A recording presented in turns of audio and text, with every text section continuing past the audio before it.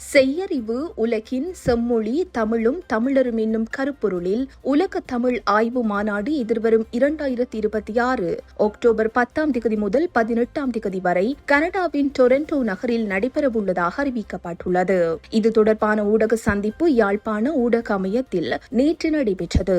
இதில் நாடாளுமன்ற உறுப்பினர் சண்முகம் குகதாசன், பேராசிரியர்கள் முனைவர் சண்முகதாஸ், முனைவர் கி விசாகரூபன், முனைவர் போல் ரொஹான் மற்றும் திருமதி விஜிதா திவாகரன் உள்ளிட்டோர் கலந்து கொண்டு மாநாடு குறித்த விவரங்களை வெளியிட்டனர். அவர்கள் தெரிவிக்கையில் உலகம் முழுவதும் உள்ள அறிஞர்கள் மற்றும் கல்வியாளர்களை ஒன்றிணைத்து செம்மொழி தமிழ், செய்யறிவு, மெய்ப்பொருளியல், பண்பாடு, புலம்பெயர் வாழ்வு, உலகமயமாதல் மற்றும் பொருளாதார மேம்பாடு உள்ளிட்ட துறைகளின் இணைப்புகளை ஆராயும் தளமாக இந்த மாநாடு அமையவுள்ளதாக தெரிவித்தனர். தமிழ் அறிவியல் மரபுகளின் வரலாற்று ஆழத்தையும் அவற்றின் சமகால பொருத்தத்தையும் வெளிப்படுத்தும் பல்துறை உரையாடல்களை ஊக்குவிப்பதே மாநாட்டின் முக்கிய நோக்கமாகும் என்றும் அவர்கள் குறிப்பிட்டனர். மாநாட்டுக்காக தமிழும், செய்யறிவும், மெய்ப்பொருளியலும், பண்பாடும், பொருளாதார சிந்தனையும், வாழ்வியலும், தமிழர் வரலாறும், வடக்கு கிழக்கு பொருளாதார மேம்பாடும் உள்ளிட்ட தலைப்புகளில் ஆய்வுக் கட்டுரைகள் வரவேற்கப்படுகின்றன.